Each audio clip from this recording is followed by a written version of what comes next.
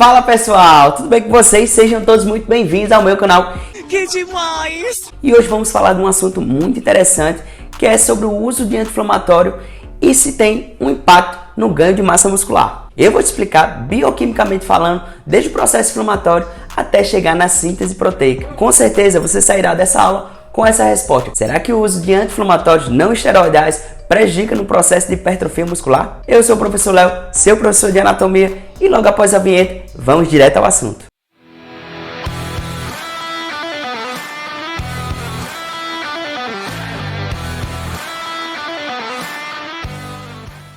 Bom, gente, para começarmos essa aula, precisamos entender e relembrar como é que funciona o processo inflamatório, que nada mais é que uma reação normal do sistema imunológico a uma agressão do organismo e que deve ser neutralizada ou eliminada. Essa inflamação, gente, pode ser gerada por infecções de bactérias, vírus e outros parasitas, além de outros fatores como calor, traumas físicos e exposição à radiação e a produtos químicos.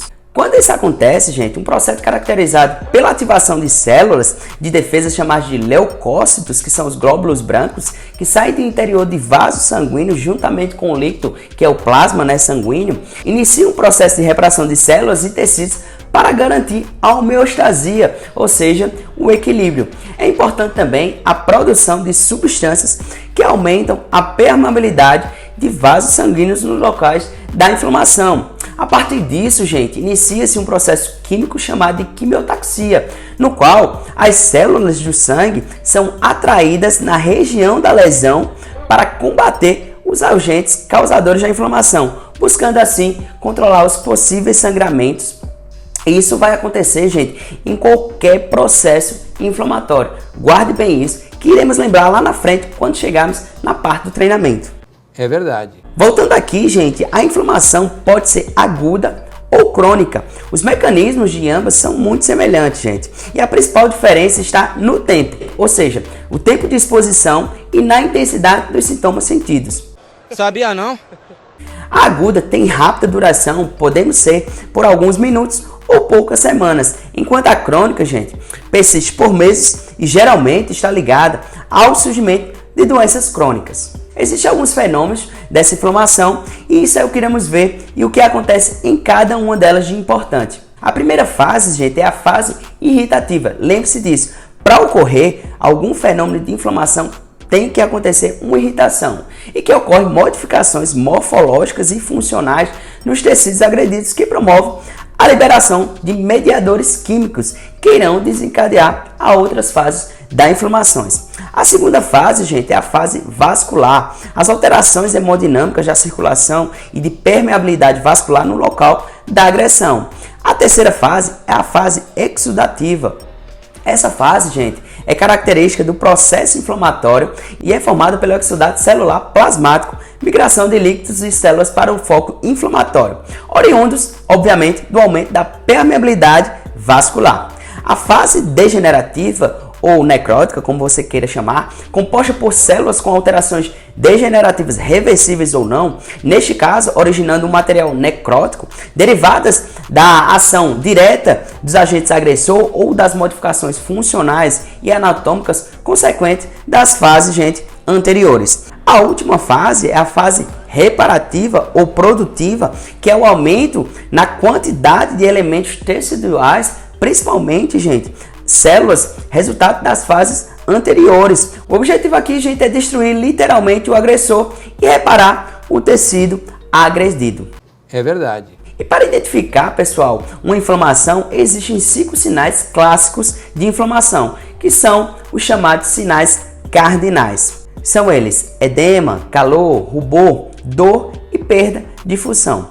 O edema nada mais é que o famoso inchaço e é causado principalmente pelas fases exudativas e produtiva reparativa, por causa do aumento aqui, gente, do líquido e de células.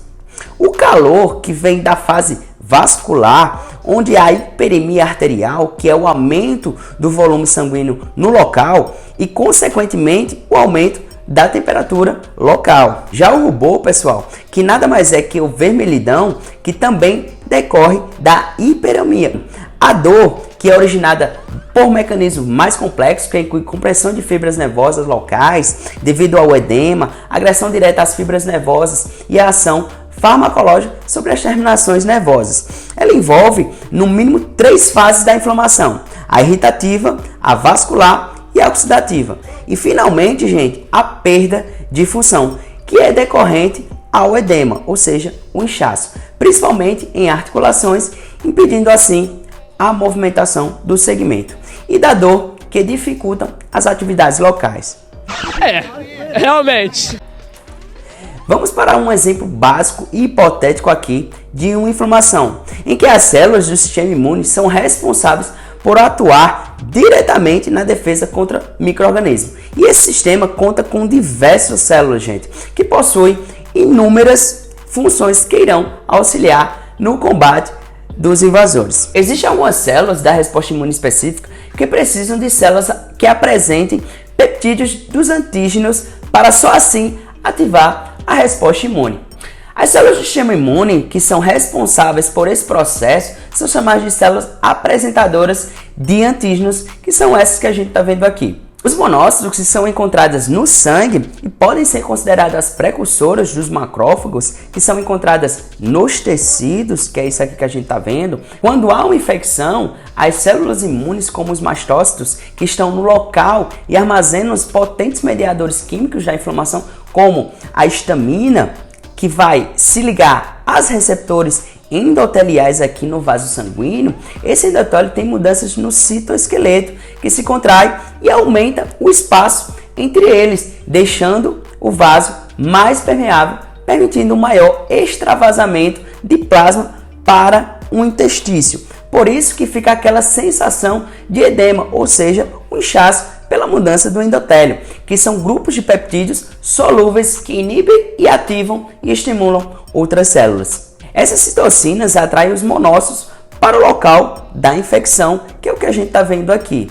Os macrófagos, por sua vez, são responsáveis por fagocitar os mais diversos antígenos no sistema imune, como restos celulares, células mortas e também as proteínas estranhas. No entanto, elas também podem atuar na apresentação de antígenos aos linfócitos. As células dendríticas são células presentes na pele, linfonodos e em diversos tecidos do organismo. Na pele, gente, elas atuam como células apresentadoras de antígenos também, capturando e levando até os linfonodos para ativar os linfócitos. Existem também os leucócitos, que são os glóbulos brancos polimorfonucleares, que também podem ser chamados de granulócitos, visto que eles possuem grânulos em seu citoplasma. Os neutrófilos são os leucócitos ou glóbulos brancos que estão em maior quantidade na circulação aqui sanguínea. Em caso de infecção, essas células deixam a circulação, ou seja, saem do capilar e vão para os tecidos para eliminar os patógenos invasores que eles fagocitam e morrem. Existem também os eosinófilos e os basófilos. Eles possuem o nome de polomorfonucleares, pois apresentam núcleos de multilobulados, ou seja, que possuem vários lóbulos. Bom, pessoal, irei ficar por aqui, senão essa aula vai ficar muito grande. Mas, entendendo isso, vamos partir para os anti-inflamatórios não esteroidais ou não hormonais e a sua aplicação no processo inflamatório. Lembrando que iremos falar sobre os efeitos da dor muscular tardia causados pelo exercício, tomando como exemplo aqui o treinamento resistido. É o bichão mesmo, hein, doido? A síntese das prostaglandinas são responsáveis pelo aumento da sensibilidade da dor, sinalização da febre e a quimiotaxia, coisa que a gente já falou lá atrás, que atraem as células do sistema imune para o sítio de inflamação, entre outros. O sinal para que esta seja produzida, gente, se dá pela membrana celular por meio de hormônios ou lesões. A fosfolipase A2 converte um fosfolipídio da membrana celular em ácido araquidônico. Então surge a atuação de uma importante enzima chamada de ciclo oxagenase 1 e 2, conhecida como COX-1 e COX-2, que irá converter o ácido araquidônico em prostaglandinas e as suas subunidades. É importante aqui, gente, entender que a enzima COX-1 é fisiológica e constitutiva e que está presente na mucosa duodenal, nas plaquetas e age mesmo não havendo inflamação. Já a COX-2 só estará presente se existir a inflamação e será encontrada tanto nos rins como no endotélio e também no sistema nervoso central. Fazendo paralelo aqui com o processo de hipertrofia muscular, quando realizamos o treinamento resistível propriamente dito, geramos o que, gente? As microlesões nas fibras musculares. Esse processo desencadeia um processo inflamatório normal, comum, como a gente já viu, que é necessário que haja para a reparação dessas lesões e posteriormente o desenvolvimento do músculo. A mesma prostaglandina que citamos aqui anteriormente é responsável pelos sinais de inflamação muscular. Bioquimicamente pensando, gente, se inibirmos aqui o processo de prostaglandina, iremos atrapalhar o processo de recuperação e impactar negativamente o ganho de massa muscular, não é mesmo? Alguns estudos mostram que não é bem assim que acontece. Inclusive, eu irei deixar aqui alguns estudos bem recentes na descrição, caso você tenha interesse de lê-los. Mas, gente, voltando aqui, quando pensamos em medicamentos, e em especial nesse tema, precisamos pensar em algumas variáveis. Primeiro, o medicamento anti-inflamatório que está sendo utilizado é esteroidal ou não esteroidal?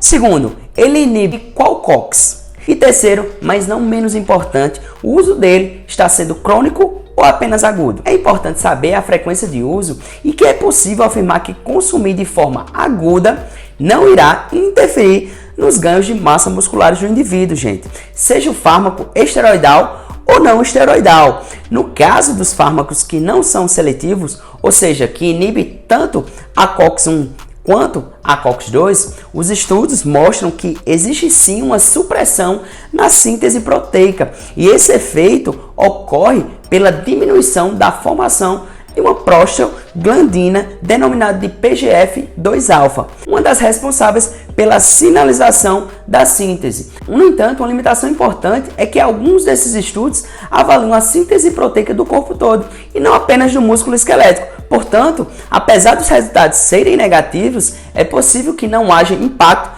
no ganho de massa muscular. Além disso, existem estudos que mostram o contrário, que em comparação com o placebo, o consumo de anti-inflamatórios não esteroidais não interferiu na síntese proteica em 24 horas pós exercício físico. Tratando assim dos esteroidais ou inibidores seletivos da COX-2, estes são potentes por atuarem diretamente no sítio da inflamação, o que no caso do exercício físico seria o músculo treinado.